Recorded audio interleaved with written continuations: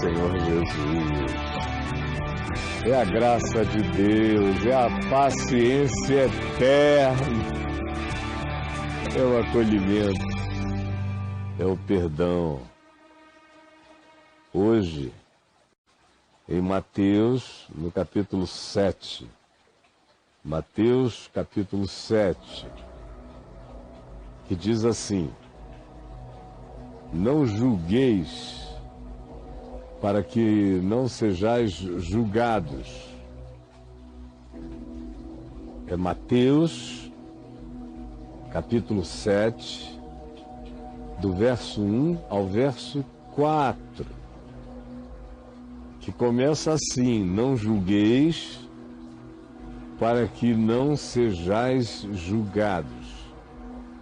Esse é o primeiro mandamento em termos de lógica aplicativa de si mesmo. Tem alguns que dizem, por exemplo, honra teu pai e tua mãe para que te vá bem.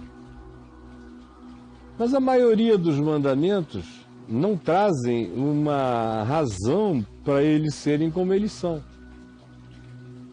Não adulterarás, não diz porquê, é um horror. É meio óbvio, né? Não furtarás, não dirás falso testemunho, não proclamarás fake news. Que hoje em dia o mandamento mais quebrado pelos seres humanos na Terra é: não darás falso testemunho, porque todo mundo passa fake news adiante, não quer nem saber. É um prazer de divulgar. No final só dizem assim: ah, eu não sabia. Mas esse mandamento aqui, ele diz a razão de ele ser. Não julgueis. Ele não permite nem que você diga por quê. Gosto tanto de julgar, de medir, de avaliar, de comparar, de opinar sobre a alma das pessoas. Eu gosto muito, eu não resisto. Eu sou homo sapiens. Os homo sapiens gostam de fofoca. É verdade, antropologicamente falando. Uma das vantagens que o Homo sapiens teve sobre os outros sapiens, ou menos do que sapiens, ou com alguma categoria de inteligência, com alguns dos seus contemporâneos símios em estado evolutivo de desenvolvimento crescente, como, por exemplo, os neandertais, foram nossos contemporâneos. Até o dia de hoje existem entre nós 6% da população do Oriente Médio carrega DNA neandertal. Então, nós, humanos, nos diferenciamos de todos pela linguagem, por essa capacidade de falar, de descrever. O Neandertal não tinha detalhes narrativos.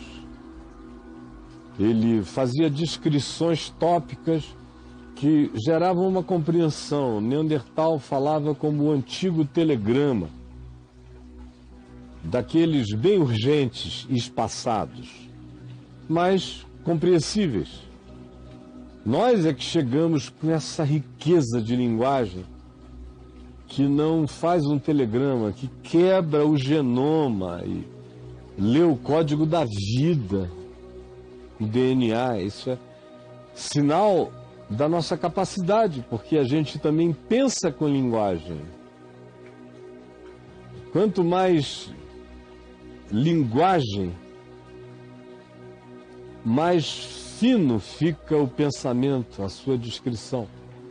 Por isso também, os que lidam com matemática nem sempre são bons de oralidade, de linguagem oral, porque muitos até são frágeis de linguagem oral. linguagem narrativa, porque adotaram outra linguagem. E naquela linguagem exata, eles exercem precisão de natureza absoluta, muitas vezes, na área da linguagem matemática que estão usando. Uma equação é uma fala matemática, física. Nós somos dotados de linguagem. E porque somos dotados de linguagem, somos contadores de história.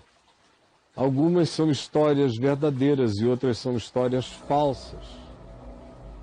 Por isso é que Tiago, no capítulo 3, irmão de Jesus, aqui no Novo Testamento, Tiago 3, fala da língua, diz que a língua é a coisa mais desgraçada, é um inferno no meio do ser, com o potencial de destruir tudo.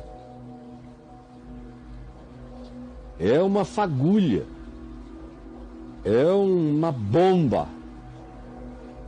Será a língua que colocará o mundo a perder, como foi até hoje a língua. O discurso que inflama a loucura coletiva e nos faz crer numa miragem e correr com ódio para o alcance dela, e o nome disso é guerra. Língua. Toda hora a gente usa. Até o mudo usa a língua para julgar. Porque há uma linguagem anterior à linguagem que é o pensamento na mente. E mesmo aquele que não sabe falar, julga com o seu pensar. Julga. Julga às vezes com códigos de outra natureza. Não com os códigos intelectuais, mas com os códigos, por exemplo, do coração.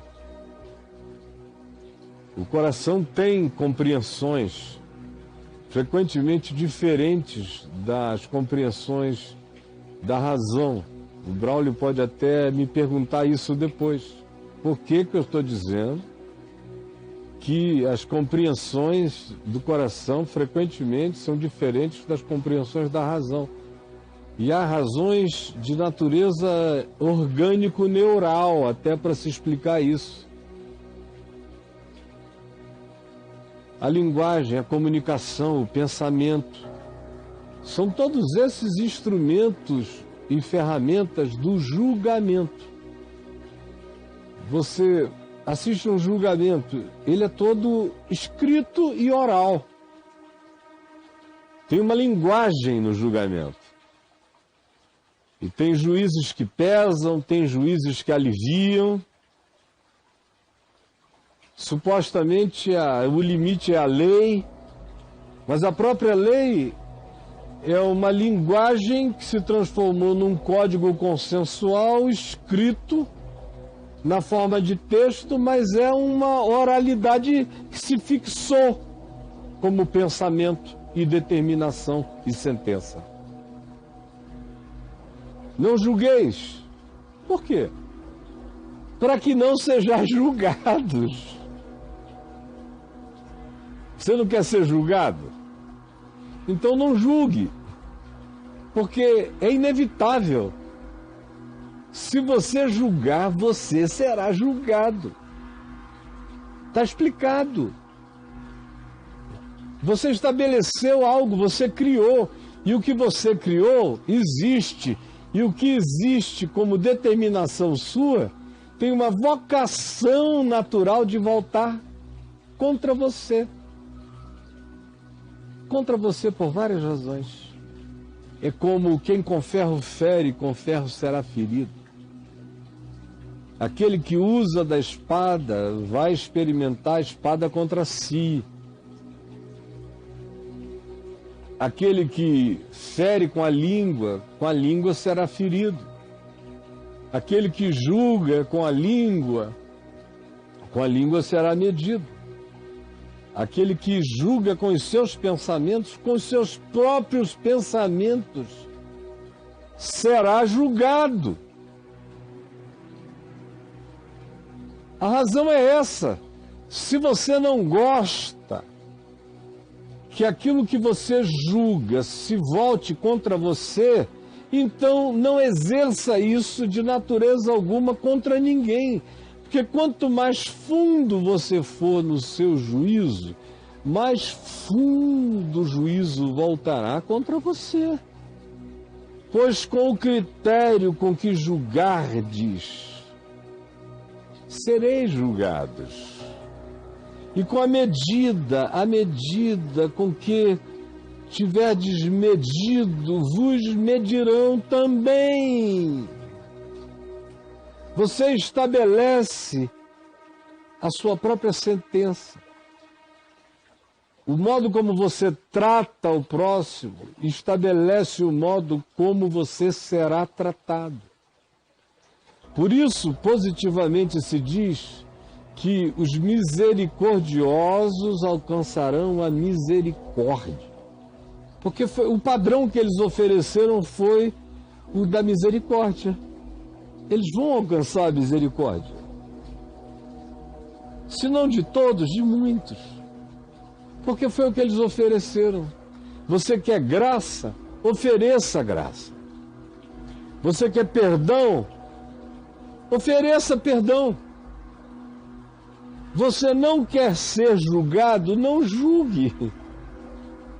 Porque se você julgar, você será julgado. Pois com o critério com que julgardes, sereis julgados, e com a medida com que tiverdes medido, vos medirão também. Além do que, é patético você ficar julgando, porque você não se enxerga. Quem é você? É uma pergunta que Paulo faz. Quem és tu que julgas o servo alheio? Para o seu Senhor está de pé ou cai. Mas não tem nada a ver contigo. O servo tem dono, o outro tem Deus. E o Deus do outro é o teu Deus. O Deus do outro ama o outro, mesmo que tu o odeies. E se tu projetas o teu ódio contra o outro, o reflexo do teu ódio voltará contra ti. Tudo que tu projetas negativamente contra o próximo, volta sobre ti, como tudo que tu projetas bondosa e misericordiosamente sobre o próximo, volta para ti. É uma lei da vida, um princípio da existência, enunciado quase como uma equação por Jesus, é óbvio. Carrega uma espécie de aritmética existencial. Por que vês tu o argueiro no olho do teu irmão? É a pergunta. É um cisco, tu vês o cisco. Cisquinho no olho do teu irmão, você diz, você tem um cisco ali. Chega aqui no meu olho, por favor, jovem, aqui no meu olho. Aqui, está chegando. Tem vezes que tem uma dessas coisas que dá em olho de velho. Não, graças a Deus não, bobagem. Assim, do lado de fora, às vezes você fica com uma bolinhazinha. Eu vi nos olhos do meu pai e da minha mãe quando eles foram ficando idosos, muitas vezes. Aí o cara vê, observa aquilo ali, e você tá com uma bolinha de menos de meio milímetro. Um verruguinho. Verruguinho mínima que se dissolve. Hoje nem está aqui. Nem está em lugar nenhum. Dissolveu. Então pode ser que daqui a 2 semanas ela esteja aí, ela vai, ela vem. E é assim até o fim. Agora, tem gente que se dedica a buscar os detalhes da existência de uma pessoa. Detalhes. A julgar detalhes. A coar camelos, coar mosquitos. Eles ficam procurando mosquitinhos. Enquanto isso, tem camelos montados nas costas deles. Eles não enxergam. Mas Jesus pergunta, Jesus não deixa passar, porque esse pessoal que julga, em geral, são esses que procuram as meticulosidades da existência do próximo. Quando não acham nada, eles vão até descobrirem qualquer manchinha, qualquer imperfeição. Dizem, olha, você não viu isso aqui, mas Jesus disse, enquanto você faz isso, isso é ridículo, cara. Tem uma trave enfiada no teu olho. Olha a caricatura. Se fosse uma caricatura de jornal, ia ser assim. O político dizendo, pirralha, com uma trave no meio da cara, precisando de perdão para a gente esquecer toda a bobagem que ele fala. Mas as pessoas não se enxergam. Porque vês o argueiro no olho do teu irmão, o cisco no olho do teu irmão, porém não reparas na trave que está enfiada no teu olho. Por quê? Se você tiver que exercer algum julgamento, seja sobre você, como Paulo diz aos Coríntios, no capítulo 11 da primeira epístola. Pois se nos julgássemos a nós mesmos, não seríamos julgados. Mas quando julgados e somos julgados pelo critério com o qual julgamos o outro, somos condenados com o mundo. Por que tu praticas isso? Me responde. Essa pergunta de Jesus é a pergunta que eu faço a você. Por que você existe procurando defeito? Por que você é tão mal assim? É a pergunta final, escatológica, para esses que ficam procurando desacordo.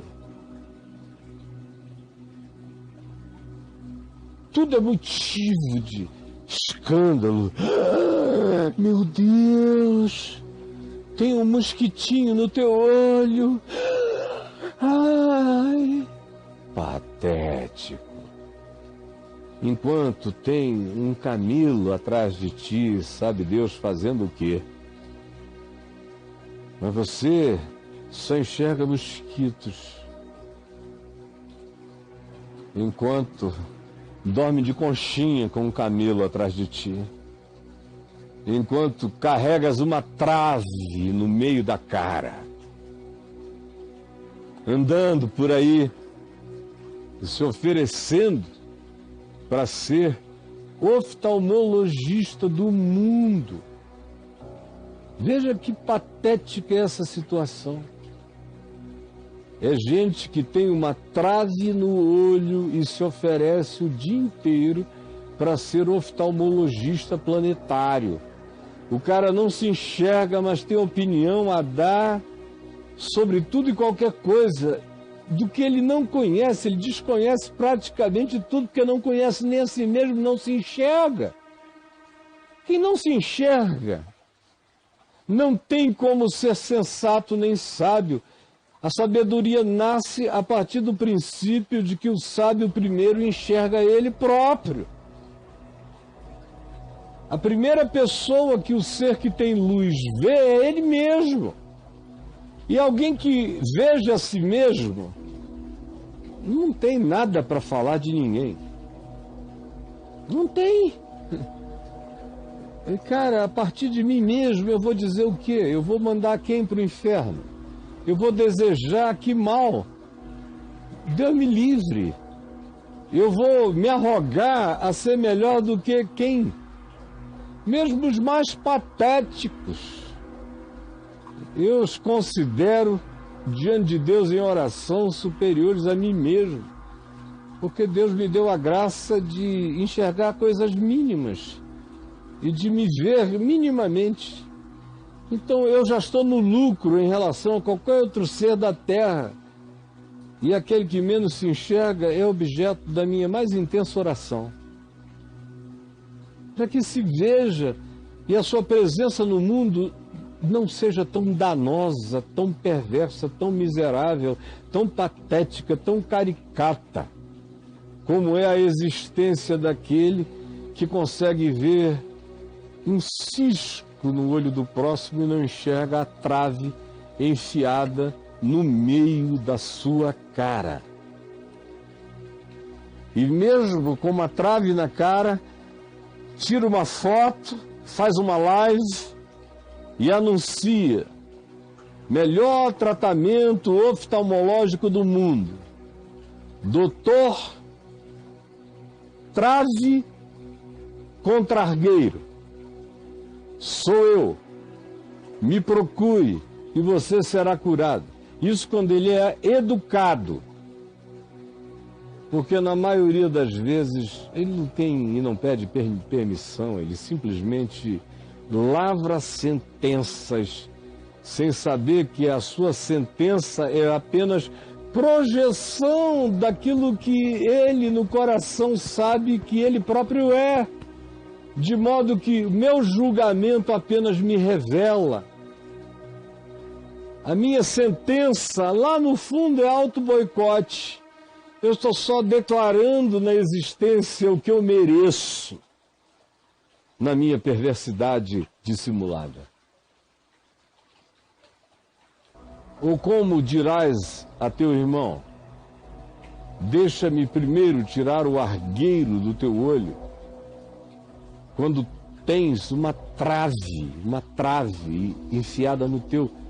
Por que esse assunto? Por que você é assim, tão horrível, tão patético, tão ridículo? Hipócrita. É o veredito de Jesus: hipócrita, mascarado.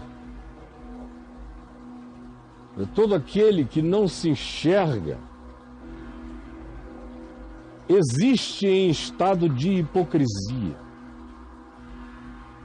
Todo aquele que não se enxerga existe em estado de hipocrisia, hipócrita.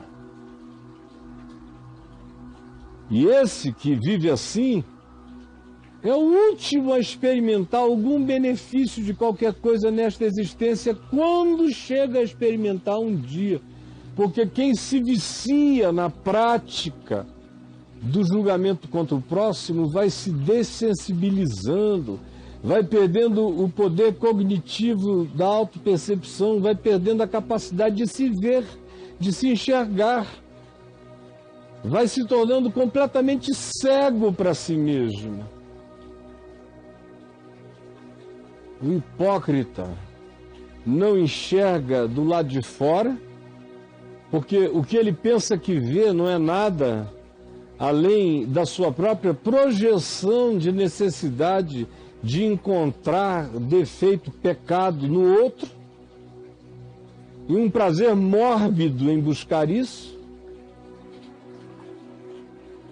quando de fato isso existe nele e não no outro necessariamente, ou até quando ele encontra isso no outro, ele encontra tão facilmente no outro porque isso existe tão patentemente dentro dele, e é isso que ele tenta esconder enquanto acusa e julga o próximo. Ele se camufla, ele usa máscara, ele é hipócrita. Jesus, portanto, vem direto e faz uma engenharia reversa do coração dissimulado desse indivíduo para essa cara fantasiada do hipócrita, daquele para quem a existência é um baile de máscaras, de performances. Mas Jesus disse: nenhuma máscara te ocultará da verdade. Você será achado, não julgueis para que não sejais julgados. Pois com o critério com que julgardes sereis julgados, e com a medida com que tiverdes medido vos medirão também. Hipócrita, tira primeiro a trave enfiada no teu olho. Então verás claramente, se tu te enxergares, tu verás claramente Não para julgar o outro, mas para ajudar o outro a partir do que tu conheces em ti. De modo que tu não vais nunca ajudar ninguém enquanto tu não te enxergares. Para que tu ajudes o outro não com o dedo de quem acusa. Que não quer curar, só quer encontrar e mostrar e pontuar o erro para tentar nivelar a vida a partir da baixeza da sua própria existência, ocultada no seu mascaramento, mas está aí, no seu interior. Hipócrita, tira primeiro a trave do teu olho, então verás claramente.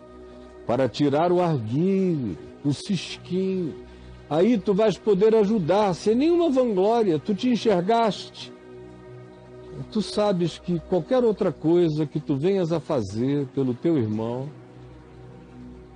é a partir da autopercepção, é a partir do autoconhecimento, é a partir do arrependimento, é a partir da realidade de ter se enxergado. Só quem se enxerga de maneira arrependida e quebrantada, porque a verdadeira luz que ilumina meu ser me quebranta, me desarroga, me desensoberbece, me desmascara pela força da verdade e me conduz para os caminhos da bondade e da misericórdia. Me faz ver a partir do perdão que eu recebi e recebo. Por isso posso tratar de qualquer um sem julgamento. Porque eu só consegui me enxergar depois que eu criei que Ele conheceu a minha alma e não me desprezou. Eu só reproduzo agora, vendo qualquer coisa no meu próximo, o mesmo olhar que vê e não despreza, só ajuda com carinho compassivo e misericordioso. Você quer receber compaixão e misericórdia? Então, não julgue. Não sentencie. Perdoe o mundo. Tenha misericórdia de todos. Perdoe sempre. E você andará perdoado o tempo todo. Mas isso não é dito para que a gente ganhe a prerrogativa de nos tornarmos como alguns que acabam virando psicopatas. Eles dizem, não, eu não fico com raiva, não tenho raiva de ninguém, perdoa todo mundo. E fazem disso um álibi para não sentirem mais nada quando fazem tudo contra os outros. Porque dissimuladamente dizem, eu perdoo todo mundo, logo eu estou perdoado para fazer o que eu quero, eu sou um ser perdoador. Não, você é só um psicopata. Porque esse que não julga para não ser julgado é alguém que se julga a si mesmo e se enxerga. E em se enxergando se quebranta, se arrepende, pede misericórdia, busca viver de misericórdia em misericórdia, de justiça em justiça, de graça em graça. Por isso, ele não encontra na graça de Deus um álibi para nenhum capricho pernicioso da sua alma. Mas, ao contrário, essa consciência o endireita, o cura, o salva e dá a ele a luz da graça para ajudar a qualquer outro próximo, a qualquer outro semelhante. Isto aqui, olha, é evangelho, é caminho da vida segundo Jesus. O senhor acabou de ouvir, deixa eu lhe anunciar, o evangelho de Jesus, a boa nova, caminho da vida, caminho, verdade, que conduz à vida. É isto aqui, é essa palavra que saiu da minha boca em nome de Jesus, dizendo só e exatamente o que Jesus estava dizendo. Bem-aventurado é aquele que crer, bem-aventurado é aquele que acolher, bem-aventurado é aquele que não resistir. Hoje, se ouvides a sua voz, ele diz, e acerca dele se proclama, não endureçais os vossos corações. E você acabou de ouvir a voz dele. Não venha me ouvir, porque você sempre vai ouvir Jesus falar. Esse é o problema aqui. É com Jesus que você encontra. Senhor Jesus, é a tua palavra, é a luz, é a justiça, é o juízo, é o veredito do reino de Deus, é aquilo contra o que não há poder nem no céu, nem na terra, nem em nenhuma dimensão para se insurgir contra. Esta é a palavra da vida. Esta é a palavra que nos salva das nossas próprias sentenças e dos nossos próprios infernos. Eu te peço que ela seja compreendida agora, em nome de Jesus. Amém e amém.